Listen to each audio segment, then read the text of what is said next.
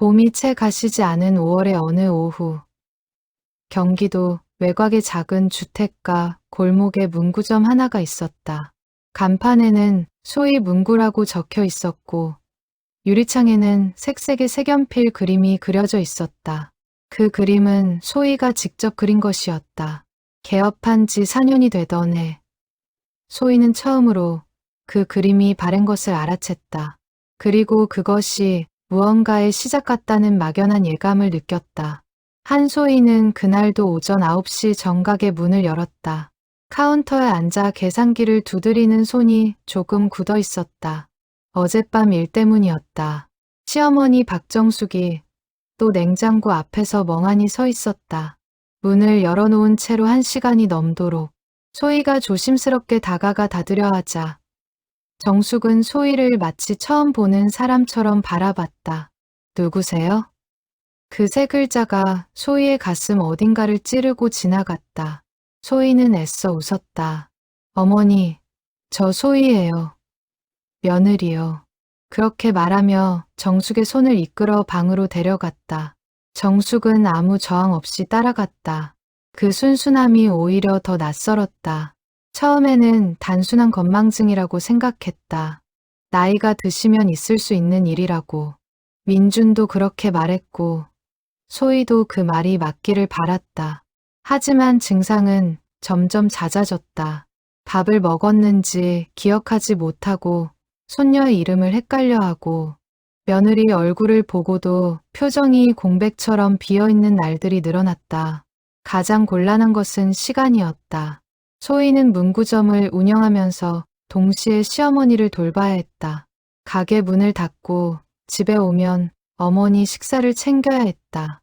민주는 월요일부터 금요일까지 지방 출장이 기본이었다. 주말에만 집에 들르는 남편에게 매번 하소연할 수도 없었다. 소희는 묵묵히 하루를 버텼고 또 버텼다. 그런데 이상한 일이 생기기 시작했다. 처음 이상함을 느낀 건 4월 초였다. 소희가 가게 문을 닫고 저녁 8시쯤 집에 들어왔을 때 집 안이 조용했다. 정숙은 안방에 없었다. 화장실도 아니었다. 베란다도 아니었다. 소희는 온 집을 뒤졌고 결국 현관을 나서 골목까지 나갔다. 정숙은 없었다. 소희의 심장이 쪼그라들었다. 인지 기능이 흐려진 분이 혼자 밖에 나가셨다면 그 생각이 머리를 가득 채운 채로 소희는 골목 이쪽 끝에서 저쪽 끝까지 뛰었다. 10분쯤 지났을까. 정숙이 대문 앞에 서 있었다. 마치 방금 바람을 쐬고 온 사람처럼 조용히. 어디 다녀오셨어요? 응. 어디를 갔다 왔어? 나 집에 있었는데. 소희는 아무 말도 하지 못했다. 그 일이 있고 나서 일주일 뒤 정숙이 또 사라졌다. 이번엔 밤 10시가 지나서였다. 소희가 잠들기 전 확인했을 때는 분명 방에 계셨는데 자정 무렵 화장실을 가려다 복도에서 정숙의 방문이 열려 있는 걸 발견했다. 불도 꺼져 있었고 이불은 걷혀 있었다. 사람이 없었다. 소희는 밤새 잠을 이루지 못했다. 다음 날 아침 정숙은 식탁에 앉아 국을 드시고 있었다. 마치 아무 일도 없었던 것처럼. 소희가 어젯밤 어디 다녀오셨냐고 물었을 때 정숙은 고개를 갸웃했다. 내가 어딜 갔어? 잘 잤는데. 소희는 그 눈을 오래 바라봤다. 흐릿하고 초점이 조금 나간 것 같은 눈. 정말 기억하지 못하는 걸까? 아니면 기억하고 싶지 않은 걸까? 그 경계가 보이지 않아서 소희는 더 무서웠다. 며느리로 살아온 7년이었다. 처음에는 정숙도 소희도 어색했다. 민준을 통해 이어진 관계였고 서로의 방식이 다른 두 여자였다. 정숙은 직선적이고 소희는 속으로 사귀는 편이었다. 크게 싸운 적은 없었지만 그렇다고 깊이 가까워진 적도 없었다. 적당한 거리, 적당한 친절. 그것이 두 사람의 관계였다. 그 관계가 지금 무너지고 있었다. 소희는 그날 밤 문구점 장부를 덮고 오랫동안 생각했다. 이 상태로는 안 된다. 전문적인 돌봄이 필요하다. 요양원은 아직 이른 것 같다는 생각을 하면서도 한편으로는 그 단어가 자꾸만 머릿속에서 맴돌았다. 요양원. 그 두 글자가 마음에 걸렸다. 불효 같기도 했고 현실적인 해결책 같기도 했다. 소희는 어느 쪽 마음이 더 큰지 스스로도 알 수 없었다. 골목 끝. 정숙의 방에는 불이 꺼져 있었다. 6월이 시작되던 날 밤. 소희는 처음으로 시어머니를 미행했다. 미행이라는 단어가 너무 거창하다면 뒤를 따라갔다고 해도 좋을 것이다. 의도적이라기보다는 우연히 자리에서 일어났다가 복도에서 사라지는 정숙의 뒷모습을 본 것이 시작이었다. 밤 11시 20분이었다. 소희는 처음에 화장실에 가시는 줄 알았다. 그런데 정숙의 발걸음이 달랐다. 구부정하게 허리를 굽히고 천천히 걷는 평소 모습이 아니었다. 어깨가 조금 펴져 있었고 발소리에 망설임이 없었다. 소희는 본능적으로 몸을 뒤로 빼고 벽에 붙었다. 정숙은 현관으로 향했다.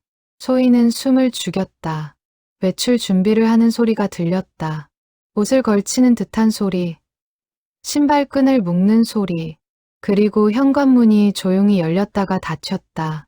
소희는 30초를 셌다. 그리고 슬리퍼를 신고 문을 열었다. 골목은 가로등 하나에 의지한 채 어두웠다.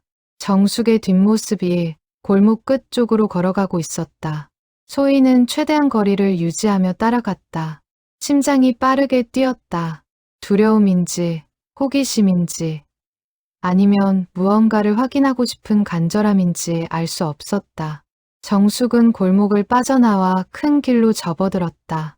그리고 거기서 소희가 놀란 것은 정숙의 걸음걸이였다.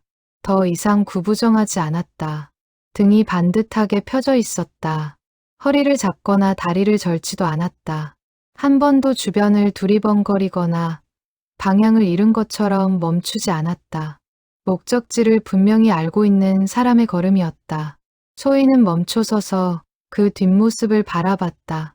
정숙은 큰 길 건너 골목 안쪽으로 들어갔다. 소희가 따라가 보니 그곳은 오래된 경로당 건물이었다. 외벽에 주민건강 모임이라고 수기로 적힌 현수막이 걸려 있었다. 불이 켜져 있었다. 창문 너머로 여러 사람의 실루엣이 보였다. 정숙이 그 문을 열고 들어갔다. 소희는 문 밖에 섰다. 들어가야 할지 말아야 할지 판단이 서지 않았다. 발이 움직이지 않았다.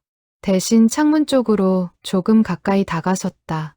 유리창이 오래되어 뿌옇게 흐려 있었지만 내부의 목소리가 희미하게 들려왔다. 단장님, 오늘도 제 시간에 오셨네요. 누군가의 목소리였다. 반갑고 편안한 톤이었다. 그리고 정숙의 목소리가 들렸다. 그럼 늦으면 되나? 오늘 어르신들 혈압 체크 다 됐어? 소희는 그 자리에 굳어버렸다. 그것은 소희가 알던 정숙의 목소리가 아니었다. 반쯤 잠겨있고 혀가 조금 굳어있는 것 같은 낮 동안의 그 목소리가 아니었다. 분명하고 힘이 있고 무언가를 지휘하는 사람의 목소리였다. 소희는 뒤로 물러섰다. 집으로 돌아오는 골목이 이상하게 낯설게 느껴졌다. 발이 땅에 닿는 감각이 먼 것 같았다. 머릿속에는 방금 들은 목소리가 계속 맴돌았다. 단장님이라는 호칭, 혈압 체크라는 단어, 그리고 무엇보다 정숙의 곧게 펴진 등. 소희는 현관문을 닫고 식탁 앞에 앉았다. 아무것도 손에 잡히지 않았다. 아무 생각도 정리되지 않았다. 머릿속이 뒤섞여 있었다. 내가 알던 시어머니가 맞는가? 낮 동안 멍하니 앉아 계시던 그분이 밤에는 저렇게 걸을 수 있는 건가? 혈압 체크를 지시하고 누군가에게 단장이라고 불리는 그분이 자정이 넘어서야 정숙이 돌아왔다. 소희는 방문 틈으로 그 모습을 바라봤다. 정숙은 현관에서 신발을 벗으며 조용히 숨을 고르더니 천천히 등을 다시 구부렸다. 발걸음이 느려졌다. 복도를 걷는 모습이 다시 낮 동안에 그 할머니로 돌아와 있었다. 소희는 아무 말도 하지 않았다. 하지만 잠은 오지 않았다. 그날 밤 소희가 이불 속에서 되는 단어는 하나였다. 연기. 이것이 연기라면 이유가 있을 것이다. 이유가 있다면 그것을 알아야 한다. 그리고 안다면 나는 어떻게 해야 하는가. 아침이 오기까지 소희는 눈을 감지 못했다. 다음 날 오전 소희는 문구점을 잠깐 닫고 정숙의 친구 오순례를 찾아갔다. 순례는 정숙과 30년을 붙어 다닌 친구였다. 소희와는 몇 번 명절 자리에서 인사를 나눈 적이 있었다. 조용하고 눈이 맑은 할머니였다. 소희는 순례가 만약 정숙의 비밀을 알고 있다면 말해줄지도 모른다는 생각을 하며 경로당 옆 작은 공원으로 나갔다. 순례는 거기 있었다. 벤치에 앉아 뜨개질을 하고 있었다. 소희가 조심스럽게 다가가 인사하자 순례는 반갑게 웃었다. 어머, 민준이 부인 아냐? 여기는 어쩐 일이야? 소희는 잠시 망설이다가 물었다. 어머니, 요즘 어떻게 지내시는지 좀 알고 싶어서요. 혹시 말씀 들으신 거 있으세요? 순례의 표정이 아주 잠깐 흔들렸다. 그러나 금세 원래대로 돌아왔다. 어머, 정숙이 어떠냐고? 뭐, 잘 지내지 않겠어. 나이가 있으니 몸이 여기저기 아프다 하더만. 소희는 그 대답이 말을 피하는 것이라는 걸 느꼈다. 직접 물어보기로 했다. 어젯밤에 어머니 뒤를 따라갔어요. 경로당 건물에 들어가시는 거 봤고 안에서 어머니 목소리도 들었어요. 단장님이라고 불리시던 거. 순례는 뜨개 바늘을 멈췄다. 두 사람 사이에 침묵이 흘렀다. 공원의 바람이 지나갔다. 순례는 한참 뜨개 질감을 내려다보다가 조용히 입을 열었다. 오래전부터 알고 있었지? 이제 알았어요. 순례가 긴 숨을 내쉬었다. 정숙이가 화낼 텐데. 내가 말해도 되는 건지. 저는 며느리예요. 그 집에서 매일 같이 사는 사람이에요. 알아야 할 것 같아요. 순례는 오래 침묵했다. 벤치 아래 비둘기 한 마리가 지나갔다. 그리고 순례가 조용히 말을 시작했다. 정숙이가 그 모임을 시작한 게 벌써 3년 됐어. 동네 어르신들 건강이 안 좋으신데 병원 가기도 어렵고 교통도 불편하고 보건소 출신이니까 기본 혈압 재고 상처 소독하고 약 드시는 것 체크해 드리고 그게 처음엔 몇 명이었는데 지금은 30명 넘어. 소희는 말없이 들었다. 낮에 치매 연기하는 건 순례가 목소리를 조금 낮췄다. 너한테 물어봐야 확실히 알 수 있는데 내가 듣기로는 정숙이가 요양원 얘기를 어딘가서 들었다더라고. 소희의 숨이 잠깐 멈췄다. 무슨 얘기를요? 내가 민준이한테 어머니 요양원 보내는 게 어떻겠냐고 했다는 거 어딘가서 들은 것 같아. 그게 맞아? 소희는 입술을 깨물었다. 맞았다. 2달 전 전화 통화였다. 민준에게 어머니 혼자 두기가 걱정된다. 전문기관에 맡기는 게 어떻겠냐고 했다. 정식으로 결정한 것도 아니었고 그냥 지쳐서 한 말이었다. 그런데 그 말을 정숙이 들었던 것이다. 어머니가 그 말을 들으셨군요. 순례가 고개를 끄덕였다. 정숙이가 그때부터 생각했나 봐. 며느리가 나를 어떻게 보는지, 정말 나를 버리려는 건지, 아니면 정말 걱정해서 하는 말인지, 그걸 직접 대화로 물어보는 게 아니라 확인하고 싶었던 거지. 그래서 치매 연기를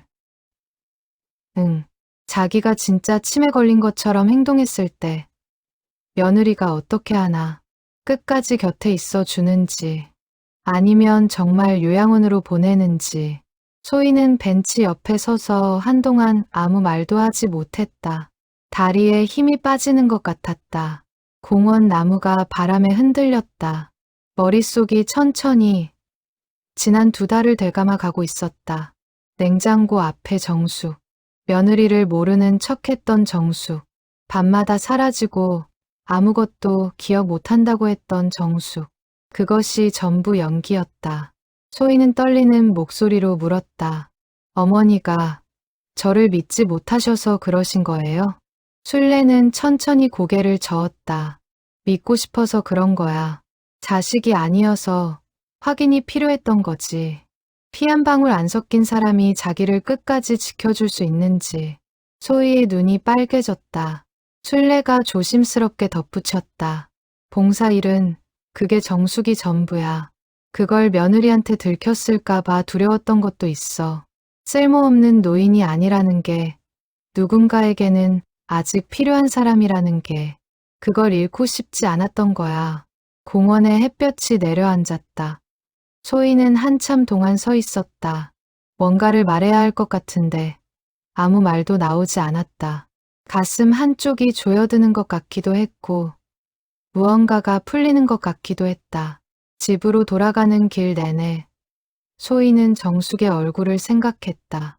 그날 오후부터 소희는 달라진 눈으로 정숙을 바라봤다. 아는 것과 모르는 것 사이에는 생각보다 훨씬 큰 거리가 있었다. 소희는 이제 정숙이 치매가 아니라는 것을 알고 있었다.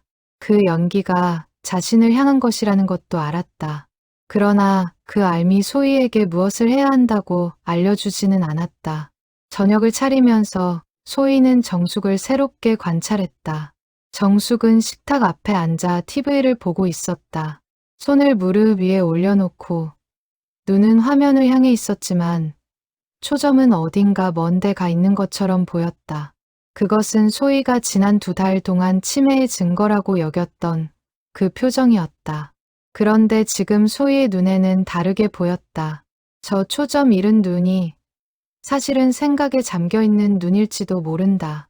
밤마다 나가서 30명 넘는 어르신들 건강을 챙기고 돌아와서 낮에는 며느리 앞에서 연기를 하는 사람. 그 사람이 얼마나 지칠까, 얼마나 외로울까. 국을 떠서 정숙 앞에 놓으면서 소희는 짧게 말했다. 어머니, 오늘 드시고 싶으신 거 있으세요? 정숙이 고개를 들었다. 소희를 바라보는 그 눈이 아주 잠깐 달라졌다가 다시 흐려졌다. 아무거나. 예전 같으면 그 대답에 살짝 허탈해했을 것이다. 그런데 오늘은 그 2글자가 소희에게 다르게 들렸다. 아무거나라는 말 안에 어떤 피로가 들어 있었다. 소희는 더 말을 걸지 않았다. 식사가 끝나고 설거지를 하면서 소희는 조용히 정숙이 어떤 사람인지를 다시 생각했다. 정숙이 보건소에서 일했다는 건 알고 있었다.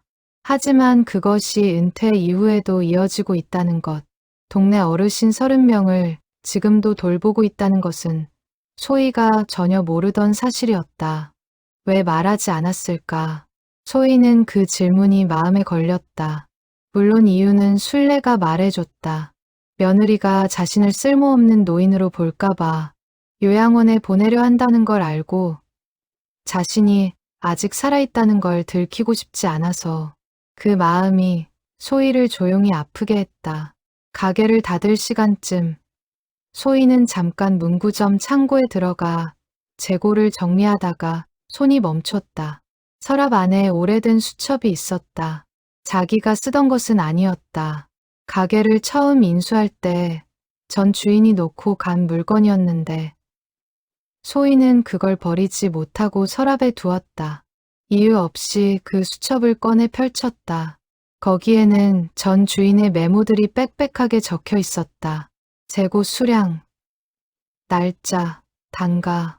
그 뒷장에는 작은 글씨로 이런 문장이 적혀 있었다. 가장 오래 함께한 사람을 가장 나중에 이해하게 된다. 소희는 그 문장을 2번 읽었다. 이해한다는 건 무엇일까? 치매가 아니라는 사실을 아는 것이 이해인가?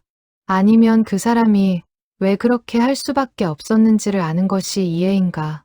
그날 저녁, 소희는 처음으로 정숙이 잠든 뒤 안방문 앞에 잠깐 서 있었다. 문 너머는 조용했다. 소희는 그 조용함 안에 얼마나 많은 것들이 있는지 이제 조금은 알 것 같다고 생각했다. 그 다음 주 수요일, 소희는 결심을 하나 굳혔다. 직접 봐야 한다. 정숙이 밤마다 하는 일을 순례에게 들은 것으로만 이해하기에는 무언가 부족했다. 눈으로 봐야 했다. 그것이 어떤 모습인지, 그 공간에서 정숙이 어떤 사람인지. 소희는 민준에게 연락해 이번 주말 어머니 모임에 따라가도 되겠냐고 물었다. 민준은 무슨 모임이냐고 되물었다. 소희는 어머니가 동네 어르신들 건강을 돌보는 자원봉사를 하신다고 했다. 전화기 너머에서 민준이 잠시 침묵했다. 그게 무슨 소리야? 어머니가 봉사를? 요즘 치매 증상이 있으시다고 했잖아. 민준 씨, 어머니 치매 아니에요. 짧은 침묵. 뭐, 소희는 자기가 아는 것을 간략하게 설명했다. 정숙이 치매 연기를 하고 있다는 것.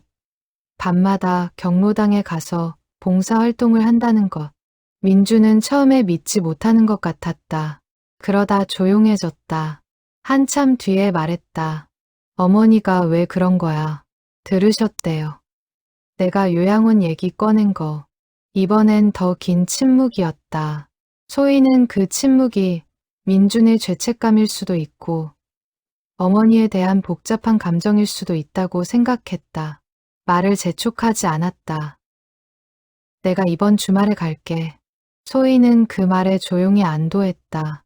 수요일 밤, 소희는 이번에는 미행이 아니라 정식으로 함께 따라갔다. 정숙에게는 솔직하게 말하지 않았다. 단지 밤 산책을 같이 하고 싶다고 했다. 정숙은 소희를 한번 바라봤다. 그 눈에 무언가가 스치는 것 같았다. 하지만 아무 말도 하지 않았다. 두 사람은 나란히 밤 골목을 걸었다. 소희는 정숙의 발걸음이 집에서 나서는 순간부터 조금씩 달라지는 것을 느꼈다. 미묘했다. 어깨가 서서히 펴지는 것, 걸음의 폭이 조금 넓어지는 것. 소희는 모른 척했다. 경로당 건물 앞에 가까워지자 정숙이 처음으로 말을 꺼냈다. 소희야, 나 여기 잠깐 볼 일이 있어. 오늘은 그냥 집에 먼저 들어가 있어. 소희는 고개를 저었다. 같이 들어가도 될까요? 정숙이 멈췄다. 오래 서 있었다. 소희도 서 있었다. 결국 정숙이 먼저 걸었다. 문을 열고 안으로 들어갔다. 소희가 그 뒤를 따랐다. 안으로 들어서자마자 소희는 숨을 들이켰다. 공간은 넓지 않았다. 낡은 접이식 탁자 여러 개가 붙어 있었고 어르신 15명 정도가 앉아 있었다. 한쪽에는 혈압계와 청진기, 소독 도구들이 가지런히 놓여 있었다. 벽에는 손으로 쓴 건강 수칙 메모들이 붙어 있었다. 순례가 구석에서 일어나 소희를 봤다. 그리고 조용히 고개를 끄덕였다. 정숙은 가방에서 앞치마를 꺼내 입었다. 그 순간 그 사람은 완전히 달라졌다. 등이 곧게 펴지고 시선이 방 안전체를 훑었다. 자연스럽게 한 어르신의 팔을 잡고 혈압계를 감았다. 수치를 읽으며 기록하고 옆 어르신에게 말을 걸었다. 이 양반, 지난주에 소화가 안 좋다 했는데 오늘은 좀 어때요? 목소리가 따뜻하고 당당했다. 그 공간의 중심이 그 사람이었다. 소희는 구석에 서서 그 광경을 바라봤다. 20분쯤 지났을까. 한 할머니가 소희에게 조용히 말했다. 박 단장님 며느리예요? 소희가 고개를 끄덕이자 할머니가 말을 이었다. 우리한테는 보물 같은 분이야. 이 나이에 병원 가기도 어렵고 자식들한테 아프다 말하기도 눈치 보이는데 여기 오면 단장님이 다 봐줘. 손도 잡아주고 말도 들어주고. 소희는 아무 말도 하지 못했다. 그날 밤 집으로 돌아오는 길에 두 사람은 나란히 걸었다. 정숙은 아무 말도 하지 않았다. 소희도 하지 않았다. 그러나 그 침묵의 질감이 이전의 침묵과는 달랐다. 골목 가로등 아래서 정숙이 먼저 입을 열었다. 왜 따라왔어? 소희는 잠깐 생각했다. 보고 싶었어요. 정숙이 멈췄다가 다시 걸었다. 뭔가를 삼키는 것 같은 침묵이었다. 주말이 되자 민준이 왔다. 토요일 오전, 민준이 현관을 들어서는 순간부터 분위기가 조금 달랐다. 평소에는 출장 피로와 일상 무게를 그대로 안고 들어왔는데 이번엔 얼굴에 무언가 결심한 표정이 있었다. 정숙은 거실에서 TV를 보고 있었다. 민준이 어머니 옆에 앉았다. 소희는 부엌에서 커피를 내리면서 그쪽을 바라봤다. 어머니, 정숙이 민준을 봤다. 낮 동안의 그 흐린 눈이었다. 응, 왔어? 민준이 조용히 말했다. 저 알아요. 어머니가 치매 연기하시는 거. 정숙의 눈이 아주 잠깐 굳었다. 소희는 숨을 죽였다. 정숙은 잠시 후 시선을 TV로 돌렸다. 아무 말도 하지 않았다. 민준이 계속했다. 소희한테 들었어요. 어머니가 요양원 얘기 들으신 것도요. 정숙의 손이 무릎 위에서 조금 움직였다. 그게 뭐? 그러면 안 돼. 어머니, 왜 직접 말씀 안 하셨어요? 정숙이 웃지 않은 채로 말했다. 말해서 뭐가 달라지겠어. 내가 내 편 들어줄 것 같아. 맨날 없는 사람이. 그 말이 거실 안에 툭 떨어졌다. 민준의 얼굴이 굳었다. 소희는 커피잔을 조용히 탁자에 내려놓고 거실로 왔다. 정숙 맞은편에 앉았다. 어머니. 정숙이 소희를 봤다. 저 요양원 보내려 했던 거 맞아요. 그 말을 한 것도 맞고요. 그런데 그게 어머니가 미워서가 아니라 제가 혼자서 너무 버거웠어요. 잘 모시고 싶은데 방법을 몰랐어요. 정숙은 소희를 보다가 시선을 내렸다. 알아. 그 두 글자가 짧고 무거웠다. 그래도 거기까지만은 가기 싫었어. 거기 가면 나는 거기서 끝나는 거니까. 소희는 가슴이 조여들었다. 안 보낼게요, 어머니. 정숙이 고개를 들었다. 소희의 눈을 정면으로 바라봤다. 그 눈에 낮 동안 한 번도 보인 적 없던 선명함이 있었다. 진짜야? 네. 짧은 침묵. 정숙이 눈을 돌렸다. 무릎 위에 손이 살짝 떨리고 있었다. 민준이 조용히 어머니 손을 잡았다. 정숙은 아무 말도 하지 않았다. 그러나 그 손을 뿌리치지 않았다. 거실 창으로 오후 햇살이 길게 들어왔다. 세 사람은 한동안 그 햇살 안에서 말없이 앉아 있었다. 그것이 무너진 담장이 다시 세워지는 순간인지, 아니면 새로운 담장이 처음 놓이는 순간인지, 소희는 알 수 없었다. 하지만 적어도 이것 하나는 알 수 있었다. 이 집에서 비밀은 이제 하나가 사라졌다. 그 주말이 지나고 정숙은 더 이상 낮 동안 치매 연기를 하지 않았다. 어느 날 아침, 소희가 부엌에서 밥을 하고 있을 때 정숙이 들어왔다. 등이 펴져 있었고 발걸음이 분명했다. 소희는 그 모습을 보고 잠깐 멈췄다가 다시 밥솥 뚜껑을 열었다. 어머니, 오늘 좀 어떠세요? 괜찮아. 어제 어르신들 많이 오셨는데 팔이 좀 뻐근하네. 자연스러운 대화였다. 치매 연기를 했던 시간과 그 이후 사이에는 말 한마디 한마디의 밀도가 달랐다. 소희는 그것이 좋았다. 어느 날 저녁, 정숙이 소희에게 먼저 말을 걸었다. 소희야, 저녁 먹고 나서 시간 있으면 같이 차 한잔 할까? 소희는 잠깐 놀랐다가 고개를 끄덕였다. 식사가 끝나고 두 사람은 거실에 나란히 앉았다. 정숙이 장롱에서 오래된 보리차 봉지를 꺼내 물을 올렸다. 그 행동이 몸에 밴 것처럼 익숙했다. 차가 따뜻하게 우러나는 동안 정숙이 먼저 말했다. 나 보건소 그만둔 게 12년 됐어. 소희는 말없이 들었다. 처음 얼마는 그냥 집에서 쉬었어. 그런데 이상하더라고. 몸은 편한데 뭔가 빠져나가는 것 같은 느낌.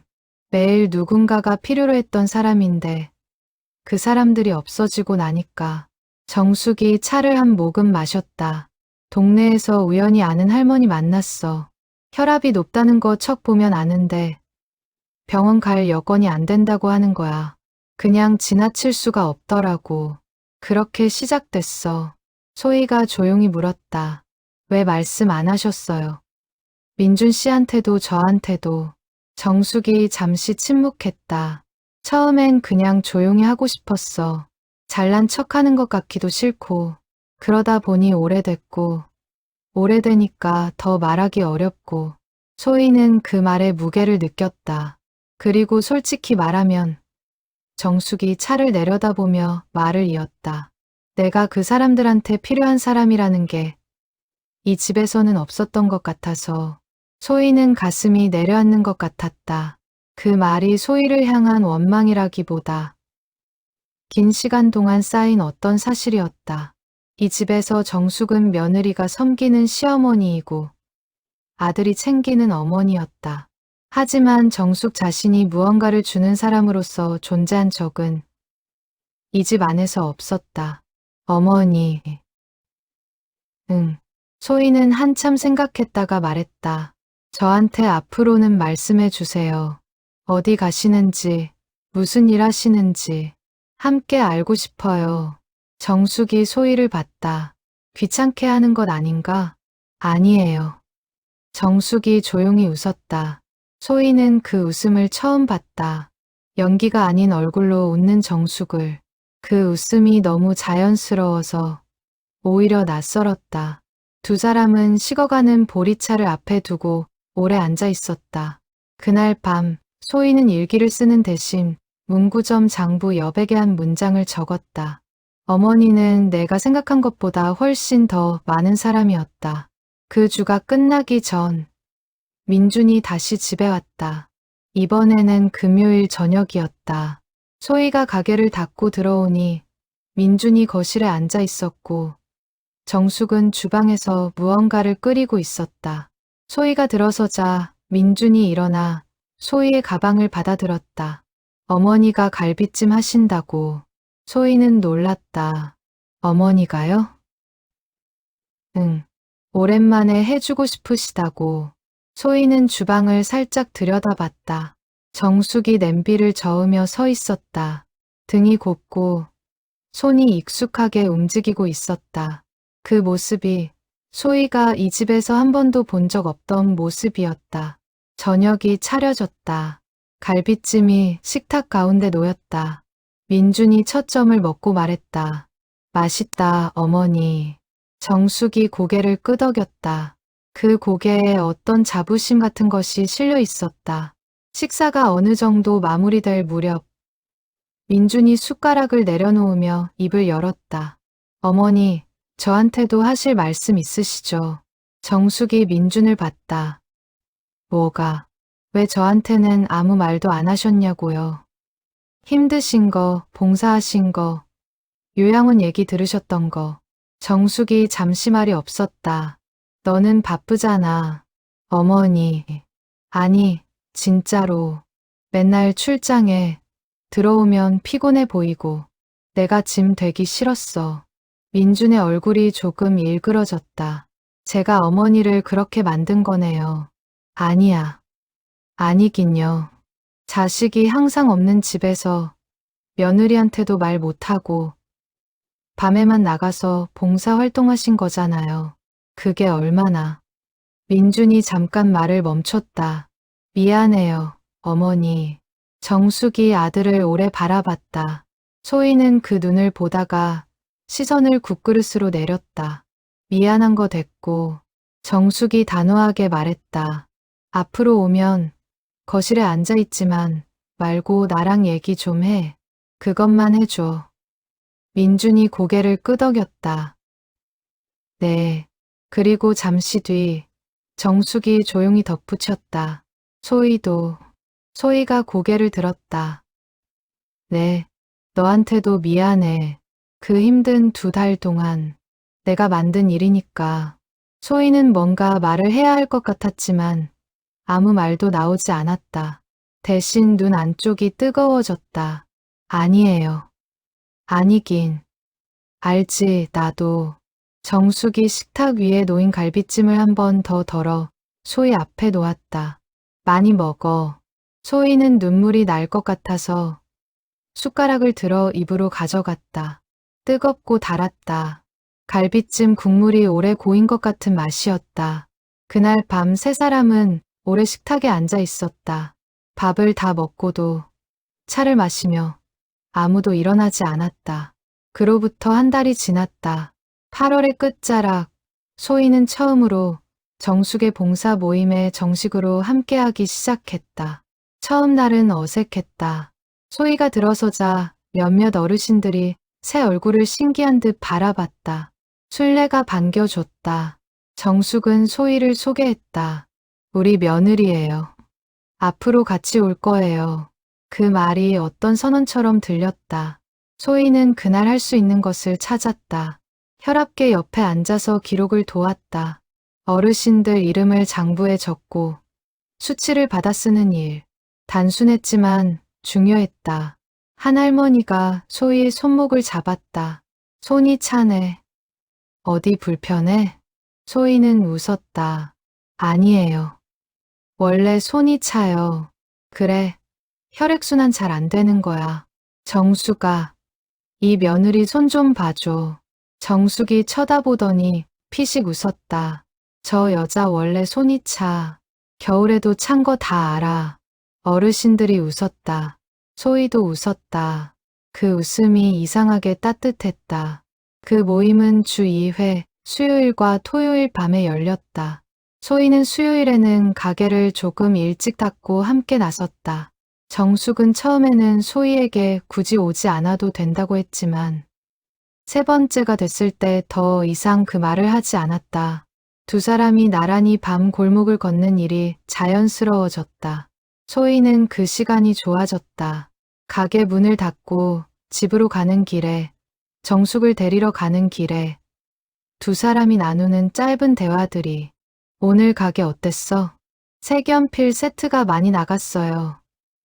방학이라서 그런가 봐요. 그래, 애들이 방학하면 문구점 잘 되지.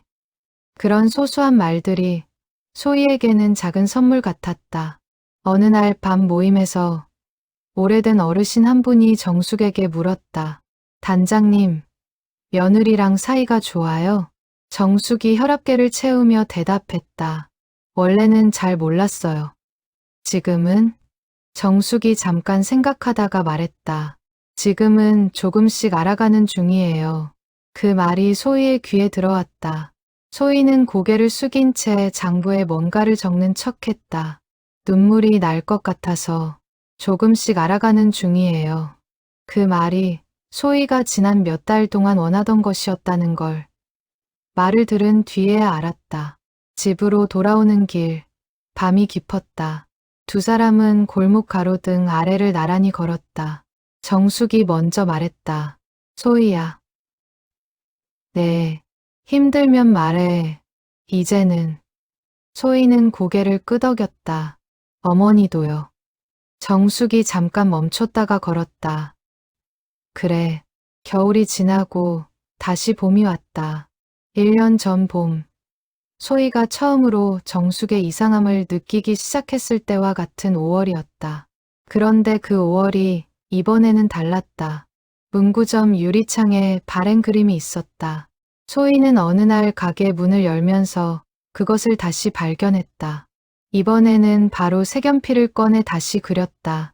새 색으로, 같은 자리에, 꽃과 나무와 햇빛. 그림을 그리다가 문득 정숙이 어디서 봤겠다는 생각이 들었다. 그리고 그것이 이상하게 좋았다. 정숙은 이제 낮에도 등이 펴져 있었다. 치매 연기는 완전히 사라졌다. 소희에게 먼저 말을 거는 날도 많아졌다. 가끔은 문구점에 들러서 가게 안을 둘러보기도 했다. 이런 데서 매일 일했어? 네. 좁네. 소희가 웃었다. 그래도 좋아요. 여기. 정숙이 선반에 꽂힌 공책들을 손가락으로 훑으며 말했다. 그렇겠지. 내 가게니까. 그 말이 담백하고 따뜻했다. 민주는 한 달에 2번 집에 왔다. 예전처럼 거실에 쓰러져 TV만 보는 게 아니라 어머니와 1시간이라도 마주 앉았다. 정숙이 봉사 모임에서 있었던 이야기를 할 때 민주는 귀를 기울였다. 그것으로 충분했다. 봄 어느 일요일 오후. 세 사람은 마당에 나란히 앉아 있었다. 마당이라고 해봐야 좁은 뒤뜰이었지만 화분이 몇 개 놓여 있었다. 정숙이 챙기는 화분이었다. 소희는 그것도 얼마 전에 알았다. 정숙이 매일 아침 조용히 물을 주고 있었다는 것을. 소희는 화분들을 바라봤다. 어머니, 이 꽃은 뭐예요? 페랭이꽃. 오래 가. 잘 안 죽어. 예쁘네요. 정숙이 고개를 끄덕였다. 오래 봐야 예쁜 거야. 소희는 그 말을 꽃에 대한 이야기로만 듣지 않았다. 오래 봐야 예쁜 것들이 있다. 금방 알 수 없는 것들이 있다. 7년을 한 집에 살면서도 몰랐던 사람의 진짜 얼굴이 어떤 날 밤의 가로등 아래서 어떤 봄날 오후의 마당에서 조금씩 보이기 시작한다. 소희는 그것을 이제 알았다. 그해 5월 소희는 문구점 장부 맨 마지막 페이지에 짧은 문장을 적었다. 사람을 안다는 건 시간을 주는 일이다. 그리고 그 아래에 한 줄을 더 적었다. 어머니는 내가 천천히 알아가고 싶은 사람이다. 장부를 덮고 소희는 가게 문을 열었다. 골목으로 봄 햇볕이 길게 들어왔다. 그 빛 안에서 소희는 오늘도 하루를 시작했다.